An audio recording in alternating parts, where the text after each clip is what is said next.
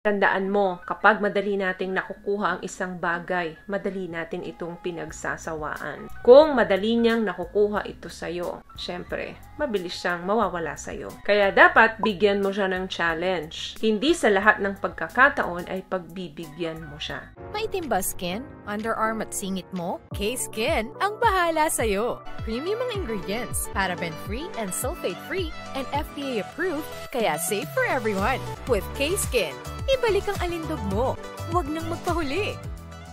Hi guys! Welcome back to our channel. Kamusta po kayong lahat? Sana ay nasa mabuti po kayo.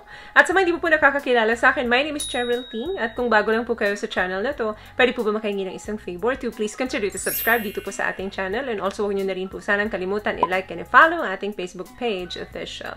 Maraming salamat po. And for today's videos, another concern video po ang sabi niya is, bakit sex lang ang gusto niya sa akin and never a relationship? Pareho naman po kaming single.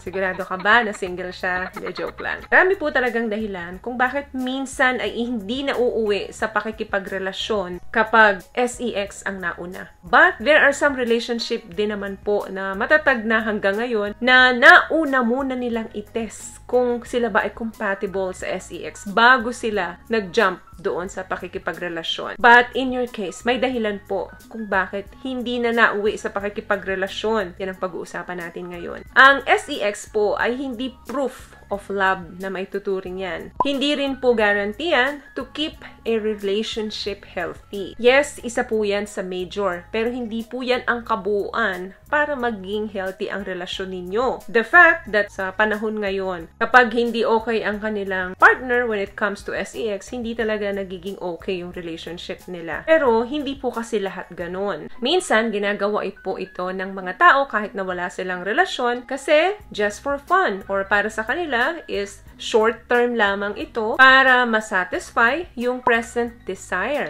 of pleasure for a few minutes. At the time, it's being carried out. Kaya ang SEX po ay hindi po natin pwede i-consider na proof for love. Kaya, wala kayong relasyon ngayon. Number 1 dyan, possible na yung tinutukoy mong tao dito is napagod na sa pag-share mo ng mga several sources ng happiness doon sa bed. Tandaan mo, kapag madali nating nakukuha ang isang bagay, madali natin itong pinagsasawaan. Kung madali niyang nakukuha ito sa'yo, syempre, mabilis siyang mawawala sa'yo. Kaya dapat bigyan mo siya ng challenge. Hindi sa lahat ng pagkakataon ay pagbibigyan mo siya. Number 2, posible na ang nakikita niya sa'yo ay wala kang maibibigay na mas importante pa kesa sa bedwork. Posibleng iniisip na dyan ka lang magaling. So, dapat ipakita mo pa kung saan yung ibang anggulo ng pagkatao mo na mas magaling ka. Bukod dyan sa pakikipagtalik sa kanya. Number 3, kung bakit hindi na uuwi sa relasyon,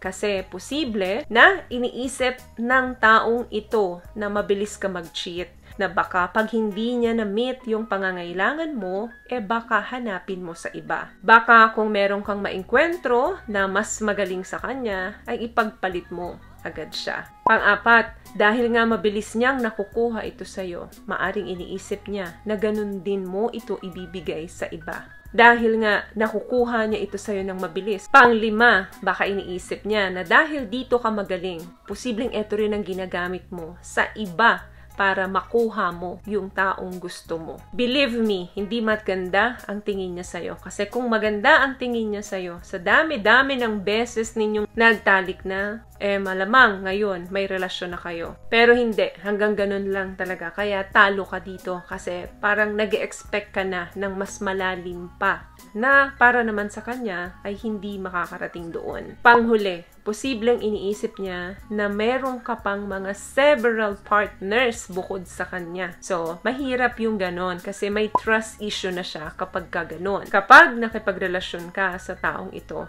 hindi rin magtatagal ang relasyon nyo kasi bawat kibot mo, bawat galaw mo, nakabantayan. Kasi hindi maganda yung umpisa ng relasyon nyo. Masyado niyang mabilis na nakuha yung gusto niya sa'yo. Kaya isipin niya ganun ka rin sa iba. So, if I were you, isave mo yung sarili mo sa kanya at mag-umpisa ka ng panibagong relasyon na wala muna ito. Baguhin mo ng konti yung style mo na kailangan sa susunod paghirapan muna nung taong nagugustuhan mo yung kanyang mithiin sa'yo. Huwag agad ibibigay or isusuko yung sandata mo. So, yun lamang guys ang video natin for today. I hope may naibigay po ako ang tip sa inyo. At kung nagustuhan nyo po ang ating video, please give it a thumbs up, comment down below, and also share this video na rin po sa mga kaibigan na sa tingin nyo matutulungan ng video natin. Once again, palagi po kayong mag-iingat at palagi po kayong manalangin. Thank you guys for watching and see you on my next one. Always love yourself and be a blessing. Bye!